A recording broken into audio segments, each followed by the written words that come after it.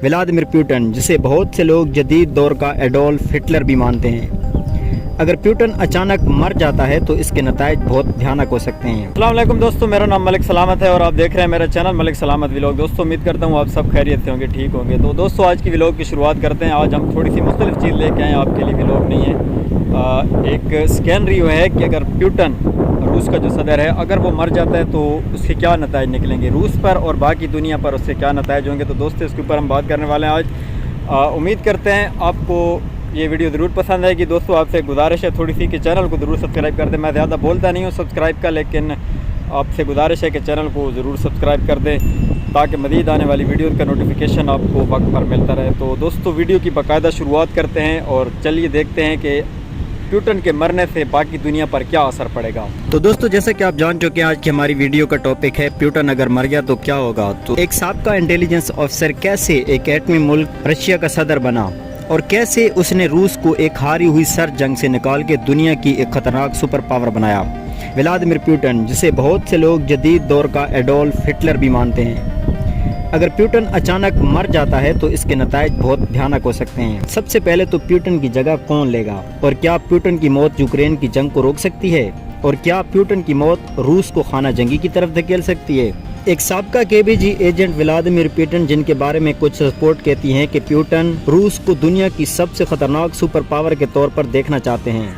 उनके करीबी लोगों का ख्याल है कि उनके जहन पर रूस को सुपर पावर के तौर पर देखने का भूत सवार है। और क्या आप जानते हैं कि पुतिन 70% तक मीडिया और टीवी चैनल्स को कंट्रोल करता है और वहां की आवाम वही देखती है और सुनती है जो पुतिन चाहता है। उनकी इंतजामिया इंटरनेट पर मालूमात को सेंसर करने के लिए मशहूर है। पुतिन ने अपने आप को रूस का सदर बरकरार रखने के लिए रूस के कानून में भी तब्दीली कर दी है और इसका मतलब ये है कि अब वो 2036 तक रूस के सदर के तौर पर रह सकते हैं।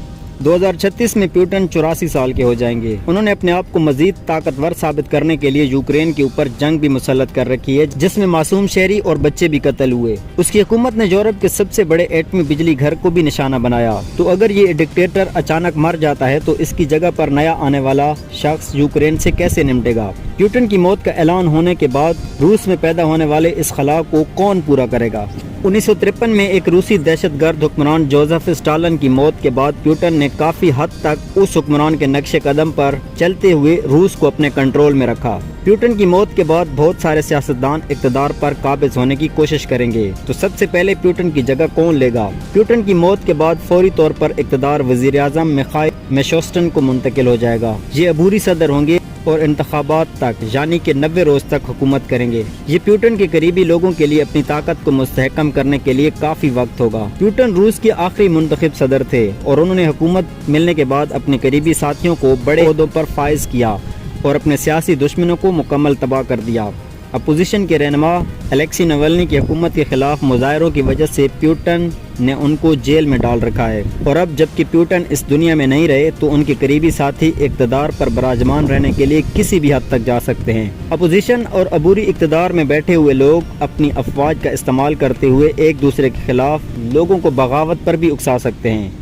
तो इस दौरान यूक्रेन में जारी जंग को कौन देखेगा। ये सब रूस की सलामती के लिए एक बहुत बड़ा खतरा साबित हो सकता है। कई दहाइयों के प्रोपेगेंडे के बावजूद 51% रूसियों का ख्याल है कि दोनों ममालिक को आज़ाद रहना चाहिए। जिसने भी अगला ओहदा संभाला उसके लिए ये एक सख्त फैसला होगा कि आया पुतिन की पॉलिसी पर अमल जारी रखें या बैनुल अक़वामी ताल्लुकात में एक नया बाब शुरू करें। लेकिन ये जंग कुछ और रुख भी इख्तियार कर सकती है। अगर तो पुतिन ने मरने से पहले किसी जानशीन का इंतखाब नहीं किया तो यकीनन कोई फौजी अफसर इक़्तिदार पर काबिज होने की कोशिश करेगा। इससे रूस की मुसल्लह अफवाज, जोरी हथियार और जोरी ताकत गैर मुस्तहकम हाथों में जा सकती है और इससे अमेरिका और यूरोपीय यूनियन को रूस की मईशत को कुचलने का मौका भी मिल सकता है। रूस के यूक्रेन पर हमले के बाद दुनिया ने पुतिन पर इक़्तिसादी पाबंदियाँ लगा कर जवाब दिया और रूसी करेंसी की कदर 1 सेंट से कम हो गई। स्विफ्ट बैंकिंग सिस्टम ने बहुत से रूसी बैंकों को अपनी खिदमात इस्तेमाल करने से रोक दिया।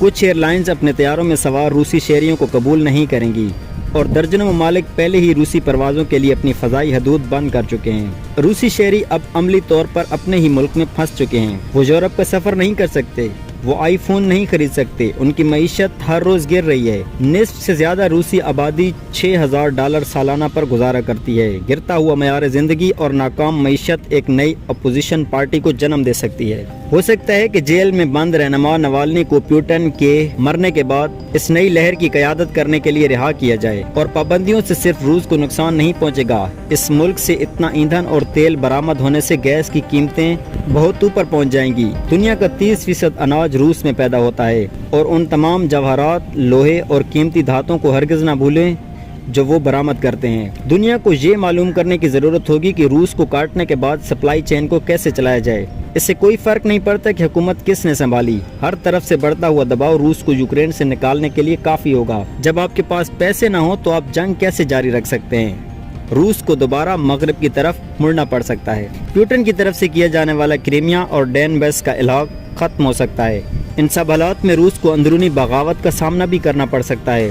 बहरहाल जो भी प्यूटन की मौत के बाद रूस का इक़्तिदार संभालेगा वो एक बिखरे हुए माशरे की तामीर नौ और आलमी एतमाद बहाल करने की कोशिशों में ही लगा रहेगा और यूक्रेन के लोग प्यूटन की मौत और रूसी मईशत के ज़वाल के बाद अमन के एक नए दौर की उम्मीद रख सकते हैं। तो दोस्तों उम्मीद करते हैं आज की ये वीडियो आपको ज़रूर पसंद आएगी। कल मिलते हैं एक और व्लॉग के साथ। इजाज़त दीजिए। अल्लाह हाफिज़।